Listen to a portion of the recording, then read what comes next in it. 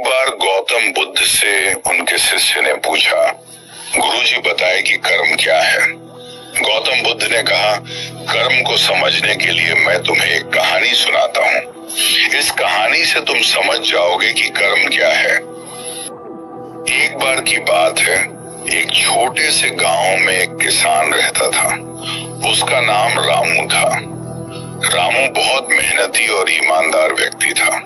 वह हमेशा अपने काम को पूरी निष्ठा और समर्पण के साथ करता था। उसके पास एक छोटा सा खेत था जहां वह अपनी पत्नी और 2 बच्चों के साथ मिलकर खेती करता था। रामू का एक पड़ोसी था जिसका नाम श्याम था। श्याम बहुत आलसी और चालाक था। वह हमेशा सोचता था कि मेहनत करने से बेहतर है किसी और का लाभ उठाना। एक दिन श्याम ने रामू के खेत में जाकर देखा कि वहां फसलें बहुत अच्छी हो रही हैं। उसने सोचा कि क्यों न मैं इस फसल का फायदा उठाऊं। श्याम ने रामू के खेत से चोरी से फसल काटनी शुरू कर दी। रामू को जब इस बात का पता चला तो वह बहुत दुखी हुआ। उसने सोचा कि मेहनत करने का क्या फायदा अगर कोई और उसका फल उठा ले। लेकिन फिर भी रामू ने हार नहीं मानी और अपनी मेहनत जारी रखी। कुछ समय बाद रामू की मेहनत रंग लाई और उसके खेत में बहुत अच्छी फसल हुई।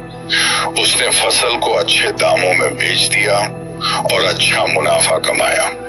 वहीं दूसरी ओर श्याम की आलसी प्रवृत्ति के कारण उसकी फसल खराब हो गई और उसे बहुत नुकसान हुआ। इस कहानी से यह सीख मिलती है कि कर्म ही मनुष्य की सच्ची पहचान है। मेहनत और ईमानदारी से किया गया काम हमेशा फलदायी होता है, जबकि दूसरों का हक मारने और छल कपट से कुछ हासिल नहीं होता। हमें हमेशा अपने कर्मों पर विश्वास रखना चाहिए और ईमानदारी से अपना काम करना चाहिए।